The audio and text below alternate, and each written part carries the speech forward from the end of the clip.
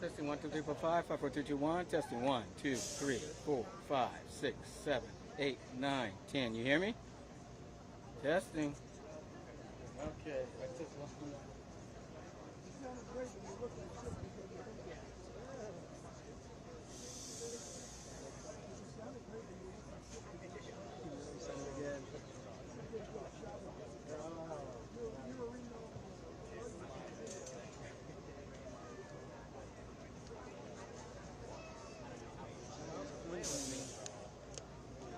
Oh man, shot got dark.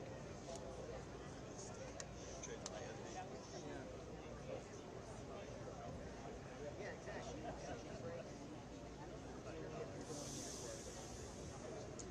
don't think we're gonna start on defense.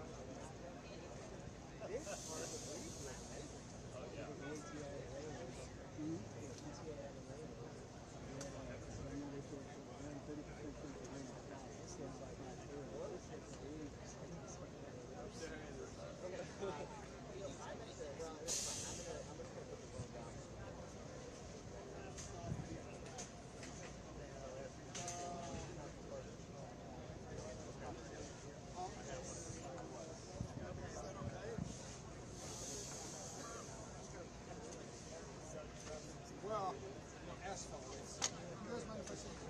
I do. Oh, yeah. I do too. It's very ecumenical. I think we all want my future for sure.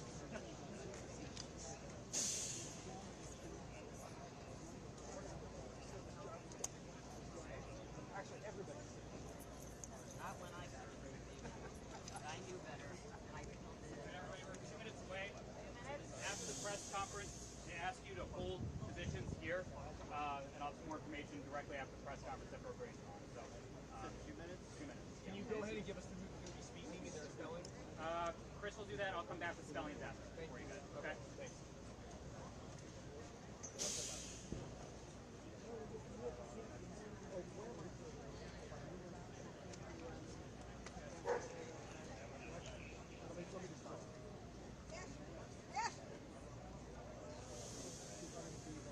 Hey, Len, I'm glad you're alive. I did. But there's room over here if you want. There's room.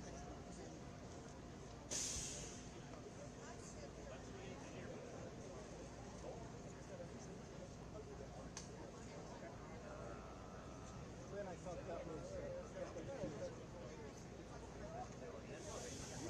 my colleague said everything you said.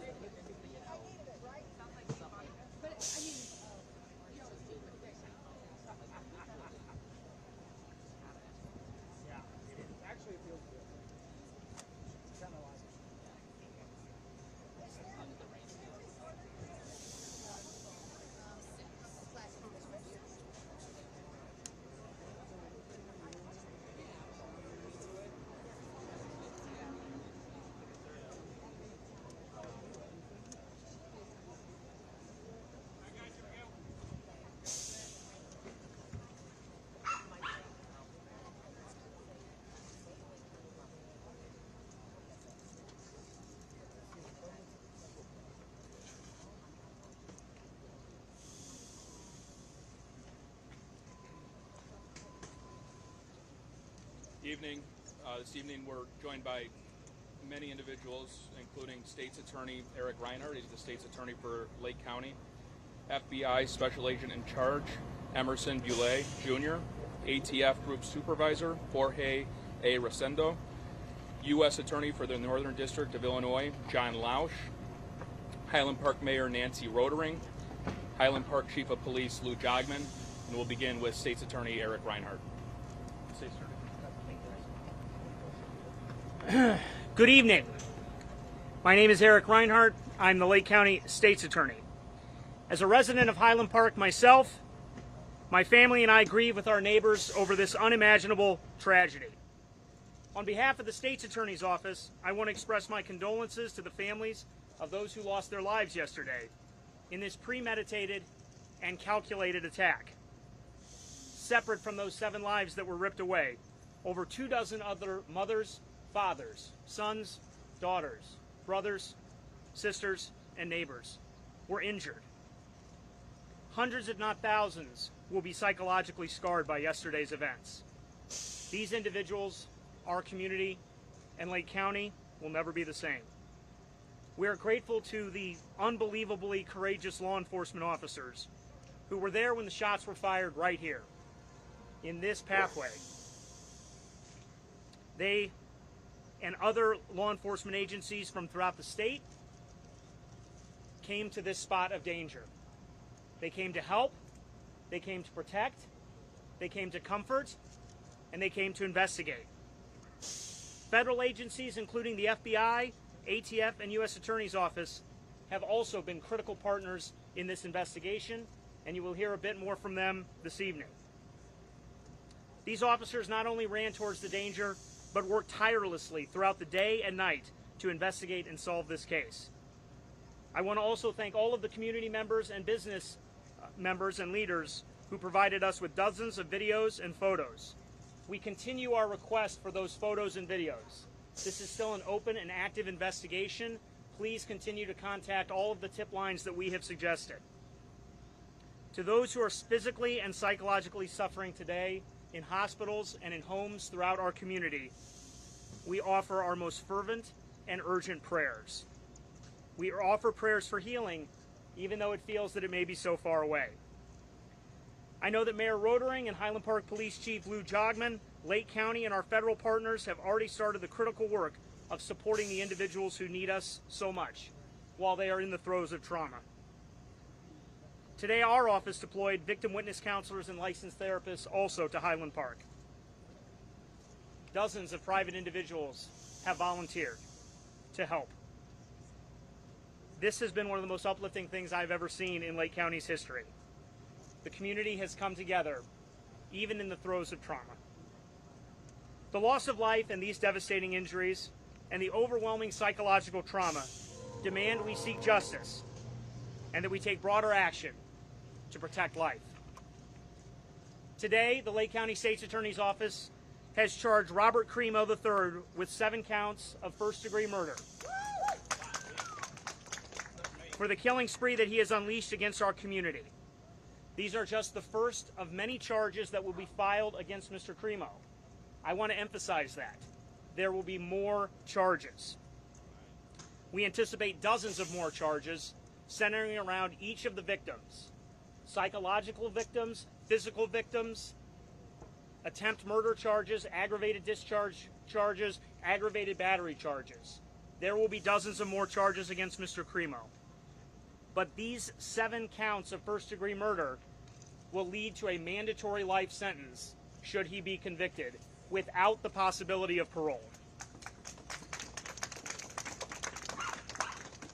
None of these charges would be possible again without the unbelievable efforts of law enforcement. I cannot thank them enough.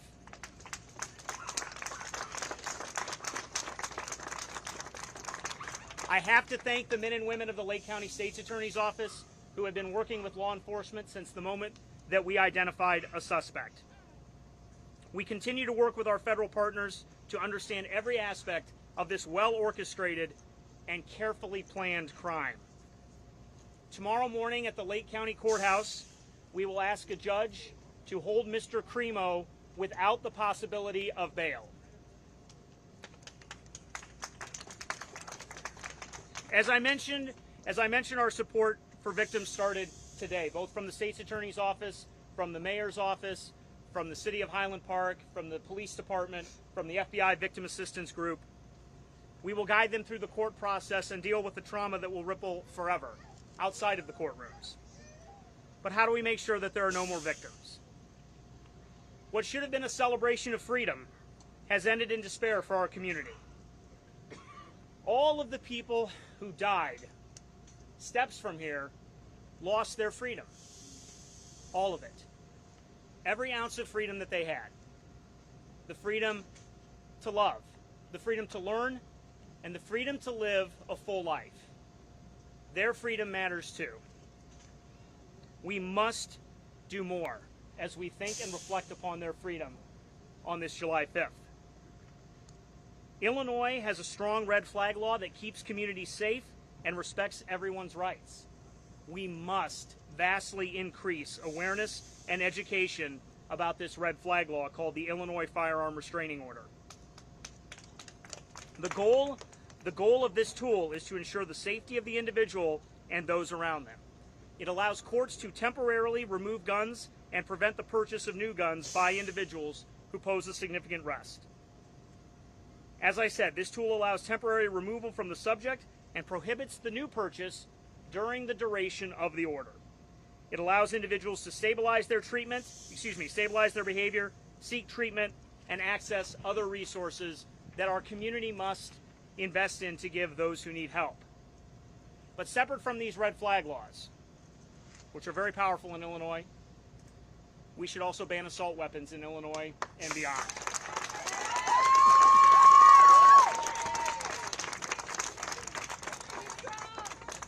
The assault weapon ban was implemented in 1994 with bipartisan support and with the support of law enforcement. It lasted for 10 years, and studies have shown that mass shootings like what happened yesterday went down during those 10 years. We should have that same ban in Illinois and beyond, in the entire country. The Lake County State's Attorney's Office stands with the people of Highland Park. As I said earlier, this is where I am raising my family also. Our Violent Crimes Unit will continue to work with all of our law enforcement partners to continue to build this case. As I said, it is an active and ongoing investigation. Our Victim Services Unit will answer every question, every text, every phone call, and every concern. We will stand with the survivors of this awful crime for as long as is necessary. In the courtroom, we will seek the maximum sentence against this offender, not because we seek vengeance, but because justice and the healing process demand it. As we go forward in the courtroom and in the community, we must do everything we can to make sure the horror that marked these streets, that echoed from these buildings, never happens again. Thank you very much. At this time, I would introduce U.S. Attorney and really our partner in this investigation so far, U.S. Attorney John Lausch. Thank you. My name is John Lausch. I'm the United States Attorney here in the Northern District of Illinois. I want to echo some of the same words we just heard from State's Attorney Reinhardt and commend all of the law enforcement partners and agencies who are represented here today and all of our first responders for everything they did to bravely put their lives on the line to help others in need. Our office, the U.S. Attorney's Office, and our other Department of Justice components, most notably the FBI and the ATF, have been working very closely with our state and local law enforcement partners to investigate this horrific attack. We have been and we will remain in regular communication with these partners, and in particular the Lake County State's Attorney's Office. And I've been in regular contact with State's Attorney Reinhardt since the beginning of this investigation. These state murder charges are appropriate at this time. We will continue to deploy our federal resources in collaboration with these state and local partners to ensure that individuals who commit horrific acts of violence like this using firearms are held accountable. And with that, I'd like to turn it over to the Chief of the Highland Park Police Department, Lou Jogman.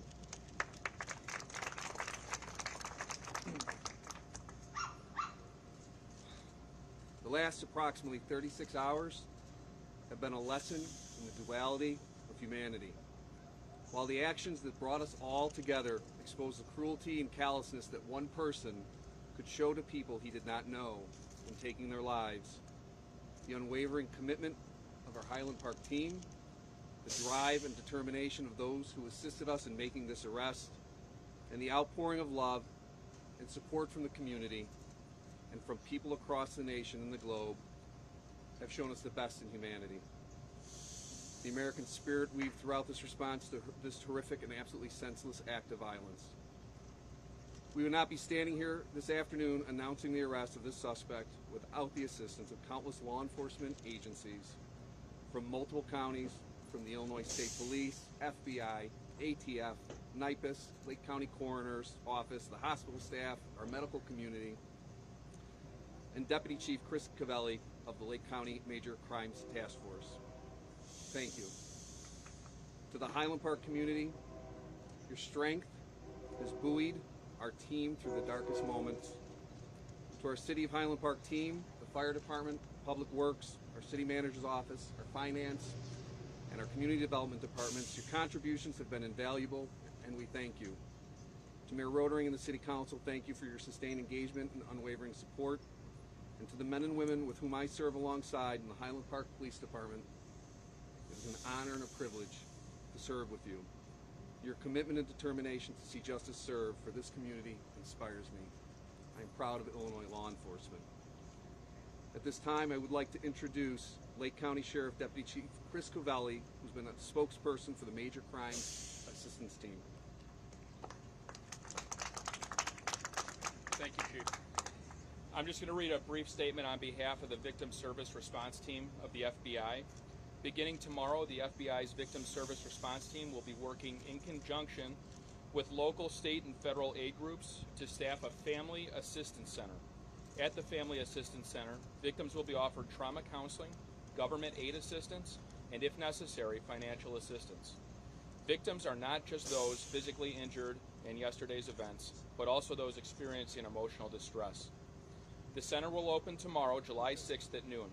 Victims of yesterday's incident are invited to access available services at the Highland Park High School, and that's located at 433 Vine Avenue in Highland Park. The Family Assistance Center will be available from noon tomorrow until 9 p.m., Thursday and Friday from 9 a.m. until 9 p.m., and thereafter as needed. Additional information regarding the return of personal effects left at the scene will also be released tomorrow. With that, we are going to open it up for some questions. I would just ask for a little bit of patience. We have a lot of stakeholders that are joining us today, so we can filter who is best to answer each of the questions asked. Phil? Chris, could we ask a question of the State's Attorney, please? Yes. Mr. State's Attorney, you went out of your way to note the red flag laws. We now know that this individual had contacts with law enforcement in 2019, where in one of the contacts he said he wanted to kill everyone in his family. A number of knives were taken away from him at that time. Should that have been a qualifying event under the red flag law, which would have prevented him buying firearms in 2020 and 2021? We have to look at every case on a case-by-case basis. I don't know the internal process of the Illinois State Police in terms of after that report was taken. We know there was not an application for a FOID pending at that time. The current red flag laws, you have a process where things are reported to the Illinois State Police with respect to FOIDs, and then you have the red flag laws, which is what I was referring to, which were passed in 2019 or effective in 2019, in terms of getting a court order where family members and other individuals who know the person at issue have to go to a court. So my reference to the red flag laws refers to that regime. With respect to the Illinois State Police, that has to do with the FOID application process. So if I'm hearing you right, what you're saying is possibly his qualifying events were before the fact, before he actually had applied for a FOID, obtained a FOID, and purchased a I would definitely refer all of those questions to the Illinois State Police in terms of that internal process back in 2019. Sir, you talked about family members. The timeline, does this mean that he had a legal guardian who sponsored his FOID card? Did he get his FOID card before he was 21? Did he have a legal guardian who sponsored him? And if so, are you looking at charges at all? For I am absolutely not going to get into that level of detail on the investigation in our process. Okay, I have a question, and probably multiple people should take it. There's somebody who plans an escape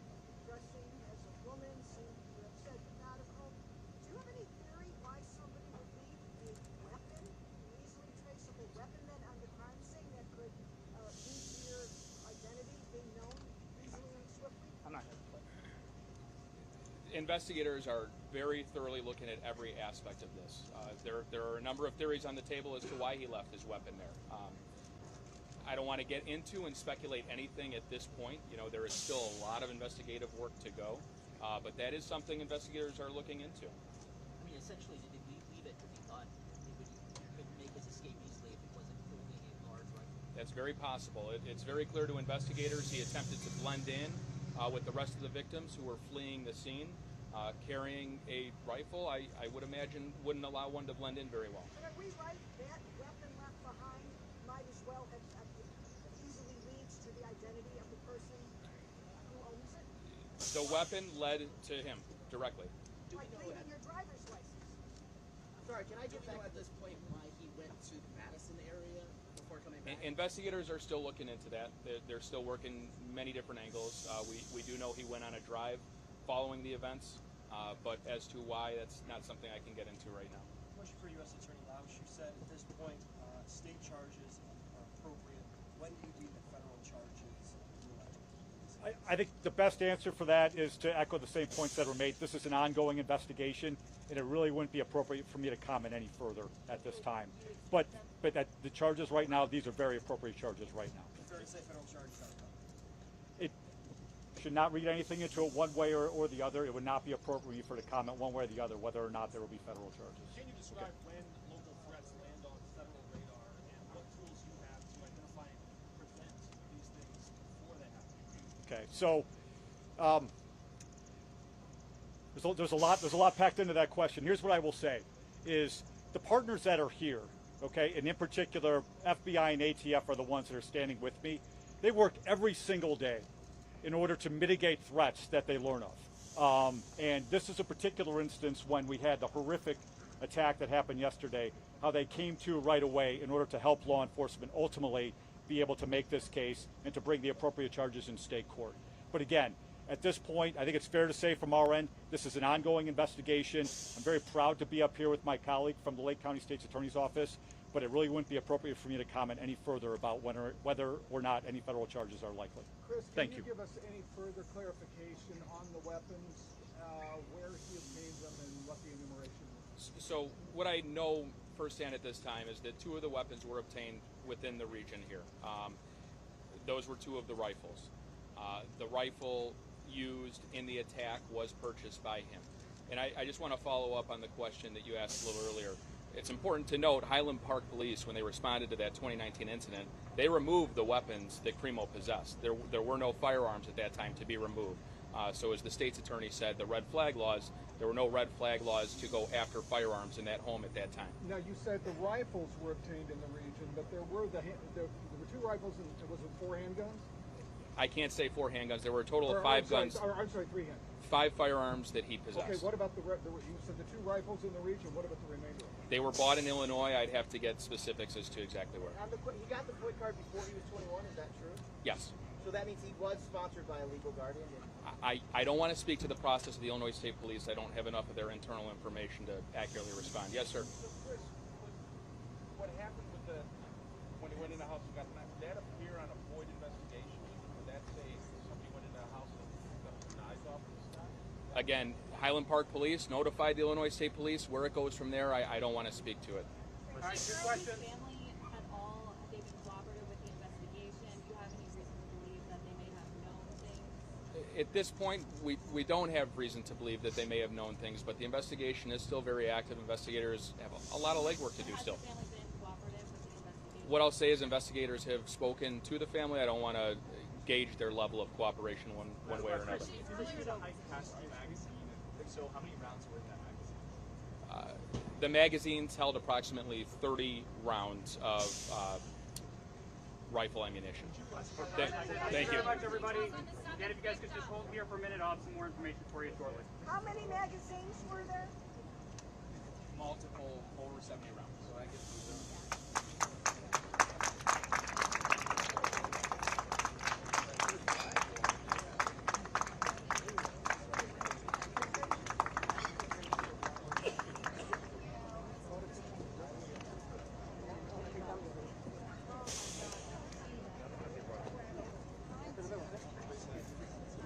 Hey, Dana, your keys? bottle of water.